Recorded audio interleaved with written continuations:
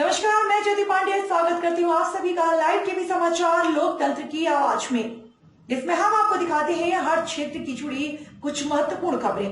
तो चलिए शुरुआत करते हैं कुछ खास खबरों से। दिनांक 14 अप्रैल 2021 रोज बुधवार को राष्ट्रीय जनता दल मधेपुरा के पश्चिमी प्रभागीय मधेपुरा के समाज सेवी शाह राजद श्री रागिनी रानी यादव के आवास पर बाबा साहेब भीमराव अम्बेडकर की 130वीं जयंती मनाया गया, जिसमें बच्चों को पठन पाठन की सामग्री भी वितरित की गई, जिसमें साहूगढ़ के महादलित टोला के दर्जनों बच्चे शामिल थे।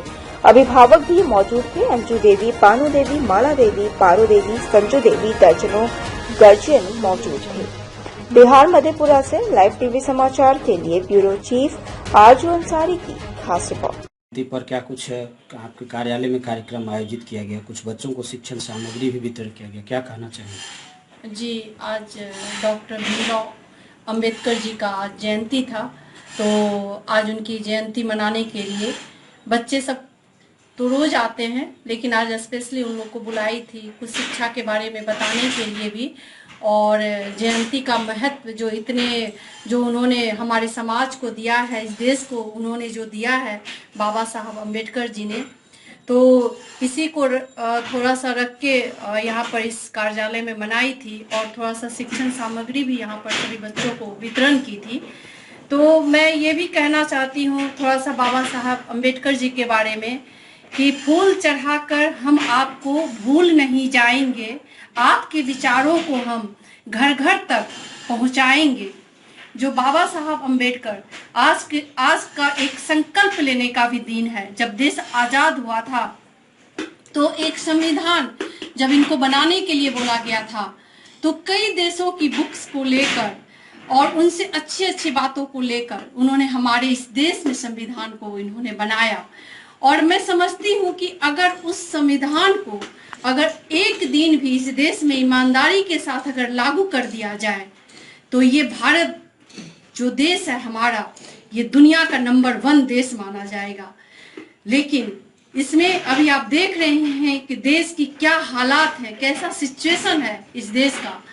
और बाबा साहब अम्बेडकर जी जो थे वो अर्थशास्त्र भी बहुत पढ़े हुए थे, उन्होंने इसमें पीएचडी की थी, और उन्होंने ये भी कहा था कि हम जो ये सड़ी हुई इस अर्थव्यवस्था है, हम इसको सुधारना ही नहीं चाहते हैं, हम इस व्यवस्था को जड़ से उखाड़ कर फेंक देना चाहते हैं।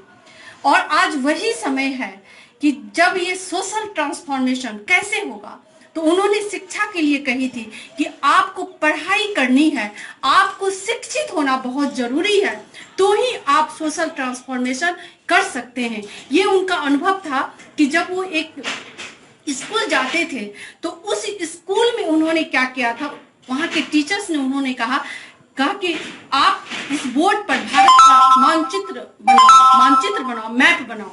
तो जब वो मैप बनाने के लिए जा रहे थे, तो जो बच्चे थे, जैसा उनके घर में बोला जाता था, उस बच्चे ने इतना विरोध किया कि देखो देखो ये अछूत है, ये क्यों जा रहा है, मेरा टिफिन वहां रखा हुआ है, इस टिफिन को ये छू लेगा तो मैं खाना नहीं खा पाऊंगा। और वो इतना दुखी हुए, तो उन्होंने एक संकल्प लिया था कि मैं पढ़ाई करूंगा और मैं पढ़ाई करके इस छुआछूत को इस देश से मैं उखाड़ कर मैं फेंक दूंगा, और मैं वकील बनूंगा, और मैं इस छुआछूत जो लोग इसको बहुत बड़ा ये मानते, मैं इसके अगेंस्ट में मैं लड़ाई करूंगा।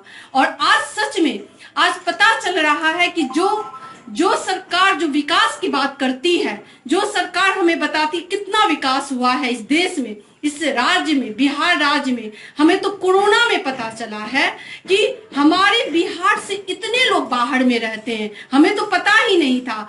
अगर वो व्यवस्था सुधर जाए, अगर वो मिले, वो कारखाना फैक्ट्री अगर चालू हो जाए, तो क्या हमारी व्यवस्था सुधर नहीं सकती है? आज वो दिन है। आज हम सभी माननीय तेजस्वी यादव जी के नेतृत्व में इस व्यवस्था को सुधार कर ही दम लेंगे। हम लोग झुकेंगे नहीं और कभी नहीं झुके, चाहे हम पर लाठियां बरसाए, चाहे हमें घसीट कर बाहर निकाला जाए, लेकिन हम नहीं रुकने वाले हैं। क्योंकि आने वाली पीढ़ी को हम जवाब क्या देंगे, हम उनसे नजर कैसे मिलाएंगे?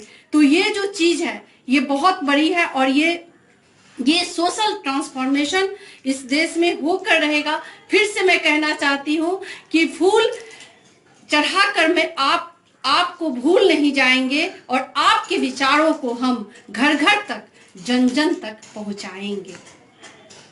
हमारे साथ फिलहाल खबरों में इतना ही। आगे खबरों का सिलसिला लगातार जारी है, तो देखते रहें लाइव टीवी समाचार, लोकतंत्र की आवाज। फिलहाल के लिए मुझे दीजिए इजाजत। नमस्कार।